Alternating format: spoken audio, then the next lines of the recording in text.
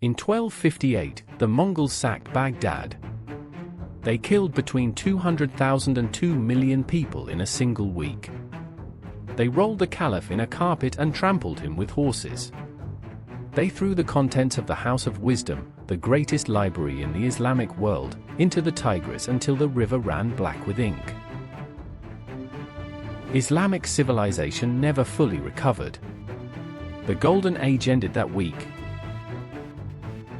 All of it, every death, every burned library, every destroyed city from Beijing to Budapest, traces to one man. A nomadic boy from the Mongolian steppe who was supposed to die in a raid at age 10 and somehow didn't. What if he had? Approximately 1177 AD. The Mongolian steppe. A boy named Temujin is 10 years old. His father, a minor clan chief, was poisoned by Tartars when the boy was 9. His family was abandoned by their clan, left to survive alone on the steppe. In our timeline, Temujin survives this. He survives enslavement, betrayal, near starvation, and attempted murder. He emerges from 20 years of steppe warfare as the most brilliant military and political organizer in human history. By 1206, he has unified every Mongol tribe under his rule. He takes the title Genghis Khan. By his death in 1227, his empire stretches from Korea to Iran. His descendants will push the empire's borders to Poland, Vietnam, Japan, and Egypt.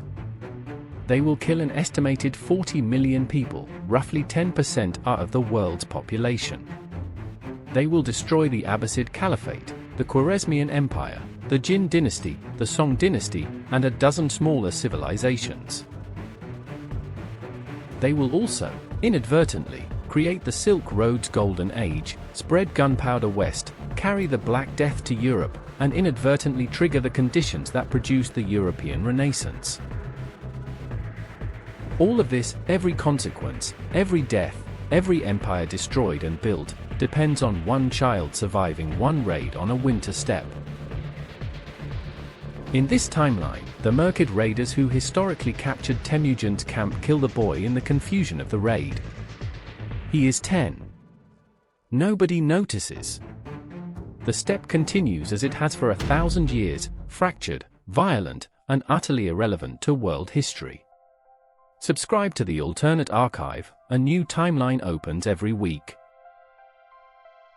The most immediate and devastating consequence of the Mongol conquests was the destruction of the Islamic world's intellectual infrastructure. Baghdad in 1258 was the intellectual capital of Earth. The House of Wisdom housed translations of every Greek, Indian, and Persian scientific text known to exist. Scholars there had already developed algebra, pioneered optics, advanced medicine beyond Galen, and built astronomical observatories that wouldn't be surpassed in Europe for 3 centuries. The Mongol sack didn't just kill people. It destroyed institutional continuity. The libraries, the universities, the networks of scholars who built on each other's work generation after generation, all of it was severed. Surviving scholars scattered. The funding structures collapsed. The momentum of 5 centuries of accumulated inquiry stopped. In this timeline, none of that happens. Baghdad remains the world's intellectual center through the 1300s, 1400s, and beyond. The Islamic scientific tradition, which in our timeline was already developing proto-scientific methodology before the Mongols arrived, continues to compound without interruption.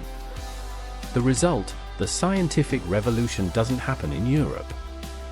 Or rather, it happens first in the Islamic world, 2 to 3 centuries before Europe would have gotten there independently.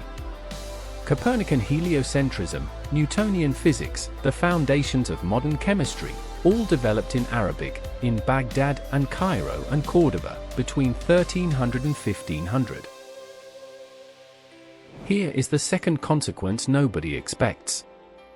The Black Death reached Europe in 1347 via Mongol trade routes. Specifically, Mongol armies besieging the Genos trading post of Kaffa in Crimea catapulted plague-infected corpses over the walls. Fleeing Genos merchants carried the disease to Sicily, then to all of Europe. No Mongol Empire means no Mongol siege of Kaffa. No Kaffa means no Black Death reaching Europe via that vector. The plague existed in Central Asia regardless, but without the Mongol-created trade network connecting China to Crimea, its path to Europe is blocked or delayed by centuries. Europe in 1400, in this timeline, has its full population. No plague. No 30% die-off. No labor shortage. No peasant revolts triggered by desperate economic conditions. No sudden redistribution of wealth from dead landowners to surviving workers. This sounds like it should be better. More people alive is better, right? It's more complicated. The Black Death was catastrophic. It killed 75 million people. But the labor shortage it created broke European feudalism. Surviving peasants could demand wages. They could move. They could refuse serfdom. The foundations of European economic modernity, individual labor contracts, wage work, social mobility, trace directly to the post-plague labor shortage. Without the plague, feudalism lasts longer. The medieval order is more stable. More people are alive, but fewer of them are free. The Mongol Empire's greatest accidental achievement was connecting the world. Before the Mongols, China and Europe were effectively on different planets. Trade existed, silk, spices, but it moved through dozens of intermediaries across thousands of hostile miles. No European had ever reached China. No Chinese person had reached Europe. The knowledge systems of East and West developed in complete isolation. The Mongol peace, the Pax Mongolica, changed this. For roughly a century, 1250 to 1350, a single political authority controlled the route from Korea to Poland. Merchants could travel safely. Ideas moved with them. Gunpowder went west. The compass went west. Printing went west. In return, European metallurgy and glassmaking went east. Without the Mongol Empire, this exchange doesn't happen, or happens much later, much more slowly, through fragmented and unreliable channels. Gunpowder reaches Europe eventually, but perhaps not until 1500 rather than 1280. The compass develops independently, but later. Printing may never arrive from China because without the connected trade route, there is no vector for the idea to travel. The European age of exploration, Vasco da Gama, Columbus, Magellan, was powered by gunpowder weapons and compass navigation. Delay both by 2 centuries, and the colonization of the Americas, Africa, and Asia is delayed by the same margin. The world stays disconnected longer. So what does 2026 look like? The Islamic Golden Age, uninterrupted for 1,000 years, produced the world's scientific and industrial revolutions. They happened in Baghdad and Cairo, not London and Paris. Arabic is the language of science, the way English is in our world. The Islamic world industrialized in the 1500s, 2 centuries before Europe. Europe is not a backwater. It industrialized in the 1700s, roughly the same time as our timeline, but it did so as a secondary civilization importing Islamic technology rather than as the originator. The power dynamic between Europe and the Islamic world in this timeline roughly mirrors the power dynamic between Japan and the West in our 1870s, rapid modernization by importing from a more advanced neighbor. The Americas were never conquered.